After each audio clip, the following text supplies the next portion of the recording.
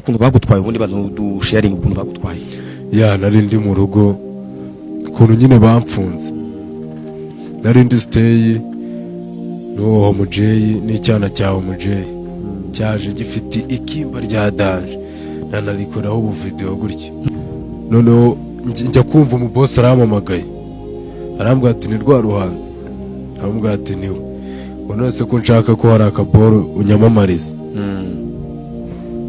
ngo agakize ngo ngiye ncuruza imikufi mu mujyi ibintu by'amaceni, ngiye ngwino ufate bike ikugeze kuri military Kanombe urumva nuhagera umamagare mu gutanda kuzengurutsa mu modoka musubize iwanyu.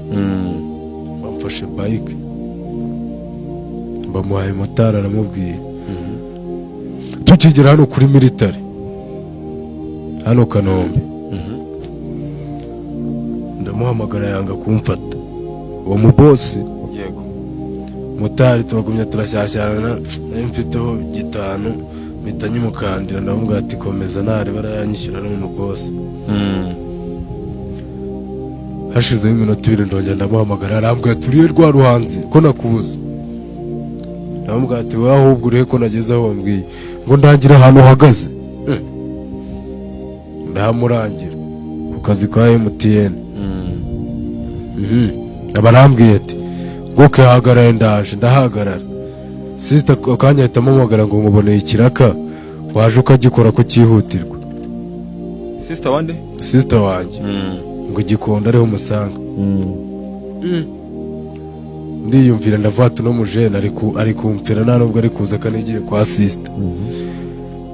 Magarika motari nyurira mbona abajene baje bahoreye, abajene b'imanga babaramwiza ngo we rwa Ruhanzi ngo uraduha ibikoresho byacu ngo twagutangiye n'ikirego muri RIB.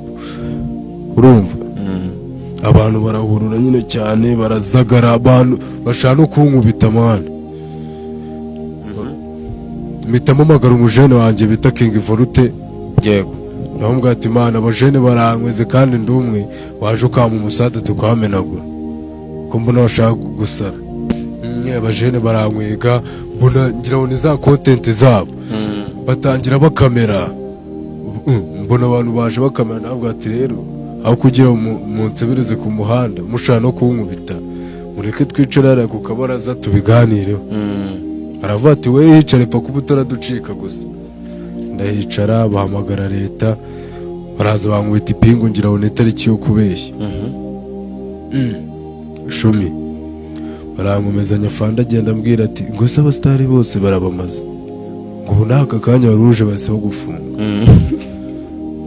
ngo ubu ngubu ngo turabafashe ngo ubu ngubu harabura G-Tough ura G-Tough wigengesere bari kugushaka cyane arya rimenge mu magambo uvuga ujye uvuga amagambo watekerejeho.